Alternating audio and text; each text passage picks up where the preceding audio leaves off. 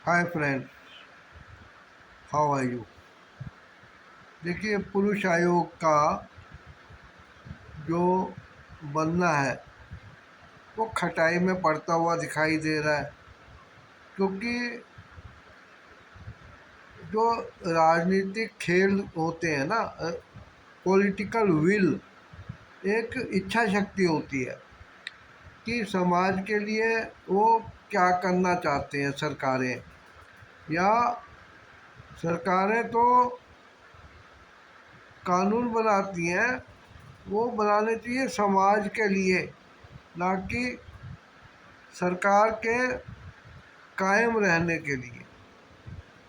इसके लिए कोई एक स्केल होना चाहिए, स्टैंडर्ड होना चाहिए, लेकिन राजनीति में कोई स्टैंडर्ड नहीं होता। आप देखते हैं हर चुनाव के टाइम लोग पासे बदल लेते हैं, पाले बदल लेते हैं, एक पार्टी छोड़ के दूसरी में चले जाते हैं।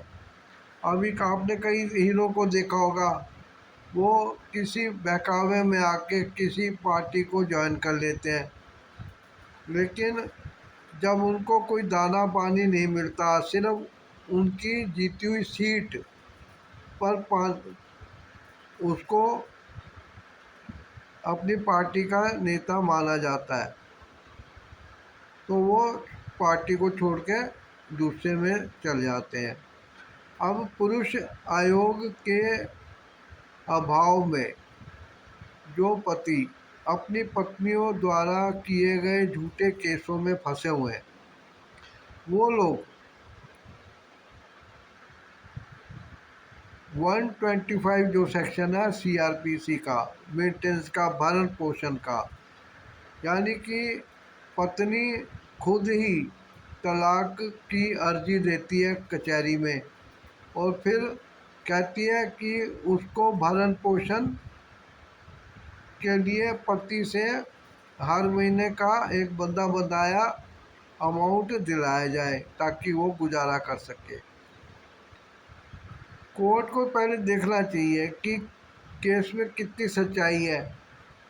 इंटरिम रिलीफ होती है ना, जो कि केस के चलते दौरान स्त्री को मेंटेनेंस दिला दिया जाता है कि ताकि वो गुजारा करती रहे। वो भी ऐसे केसों में जो झूठे सीधे हो उसको वापस करना चाहिए, उसको रीएम्बर्स होना चाहिए, रिफंड करना चाहिए। पति बेचारा रोते रोते थक जाता है कि ये झूठा केस है, वो मेंटेनेंस क्यों दे, लेकिन कोर्ट नहीं मानता, क्योंकि ये कानून जो है स्त्रियों के पक्ष में है। ठीक है, मर्दों का स्वभाव तो चलो ये होता है कि वो किसी महिला की तरफ आकर्षित हो जाते हैं, लेकिन कोर्ट भी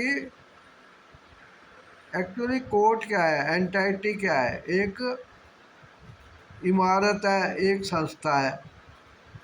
अगर उसमें कोई व्यक्ति ना बैठे तो वो कोर्ट की इमारत तो कहलाएगी, लेकिन कोर्ट नहीं कहलाएगा, क्योंकि उसमें जज, वकील, मुंशी, पेशकार, क्लर्क, रजिस्ट्रार, कई लोग मिलके इसकी स्थापना करते हैं, तब वो कोर्ट चलता हुआ दिखाई देता है। क्योंकि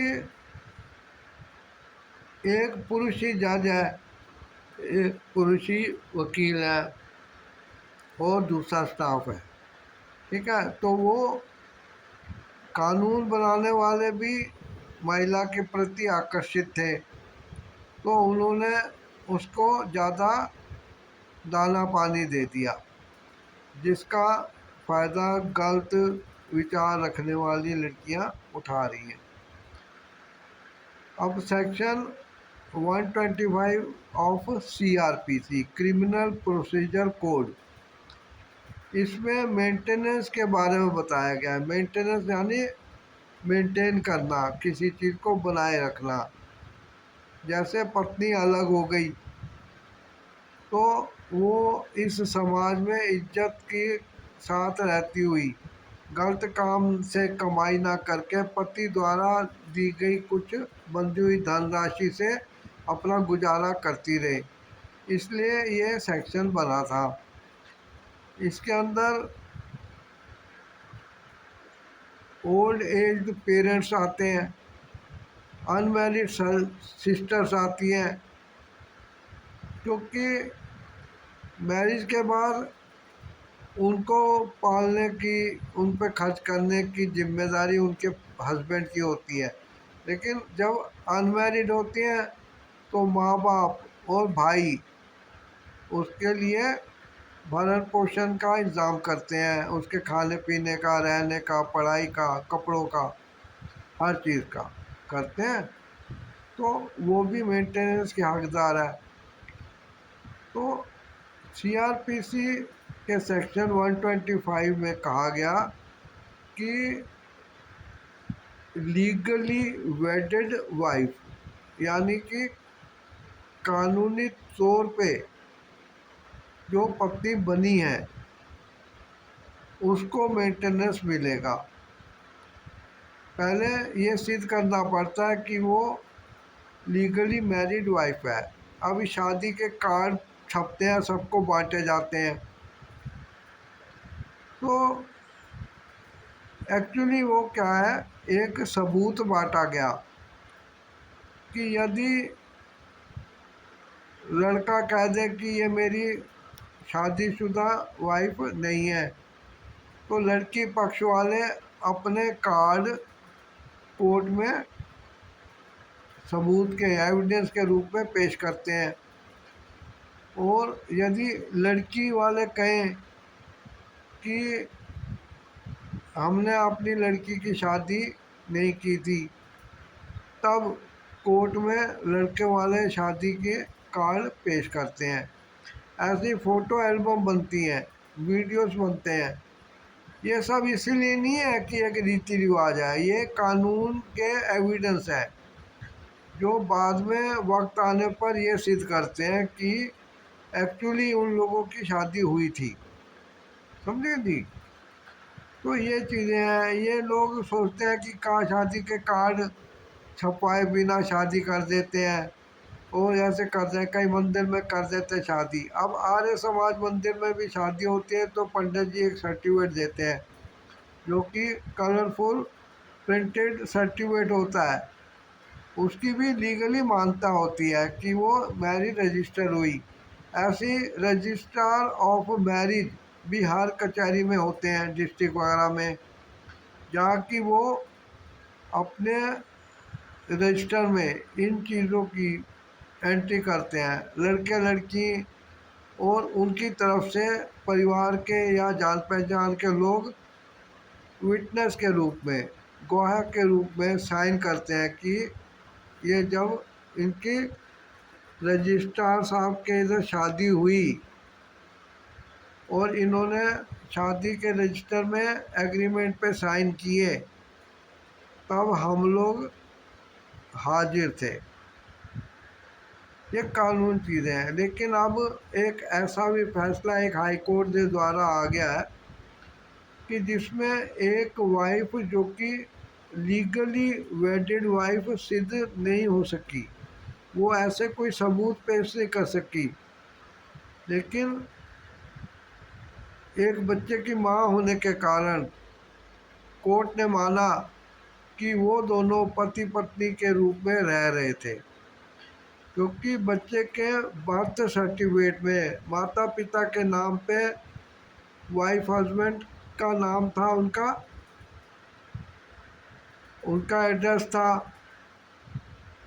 और उस पर हॉस्पिटल वाला के साइन स्टैम्प थे। तो उस औरत ने ये भी कोर्ट में पेश किए कि ये देखिए डेट ऑफ बर्थ इसका, इसके फादर का नाम, मदर का नाम, हॉस्पिटल का नाम।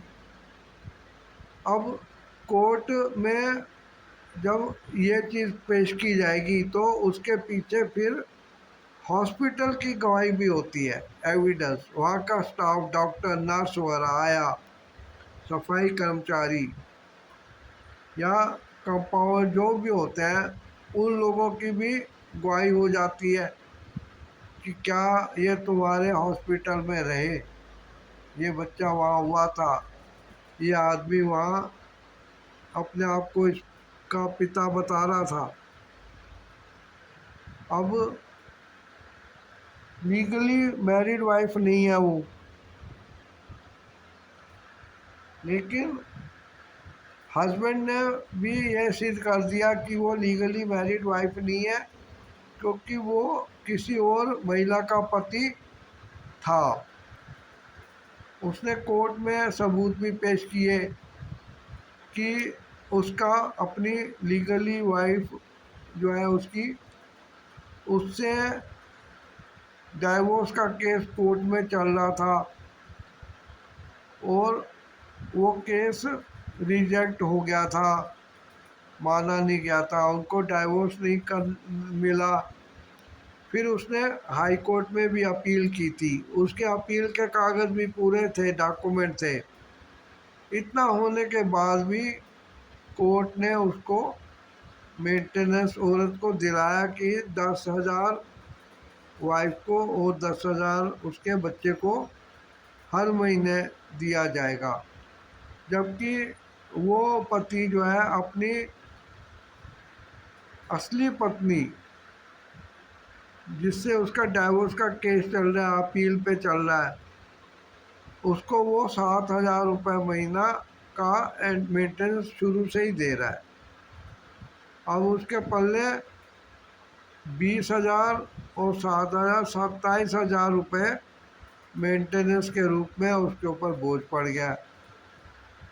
तो जो लोग पुरुष आयोग की डिमांड कर रहे हैं और केसों में फंसे हुए हैं, वो कृपा करके अपने शादी के सबूत वगैरह जो है या कुछ है उनका ध्यान रखें और उस हिसाब से अपना केस लड़ें कि उनको मेंटेनेंस देना पड़े।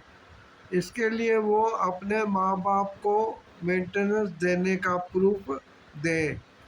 हो सके तो वक्त पर अपने माँ बाप से कहें कि वे कोर्ट में दावा कर दें कि उनका बेटा उनकी देखभाल नहीं करता है, तो कोर्ट एक मेंटेनेंस बांध देगा। तो इस तरीके से वो अपने झूठे केस वाले मेंटेनेंस से बच जाएगा। धीरे धीरे पुरुष आयोग के लिए इस चैनल में मैं और भी वीडियोस लाऊंगा। आप इस चैनल में सब्सक्राइब करके मेंबर बन जाइए। वीडियो को लाइक कीजिए, शेयर कीजिए, कमेंट कीजिए और ये बताइए कि पुरुष आयोग के बारे में आपके क्या विचार है, क्या समस्याएं हैं, उनको हल लेकर भी मैं उनका आऊँगा। मैं हूँ एडवोकेट अरुण तलवार। Thanks for watching. सब्सक्राइब करिए चैनल को।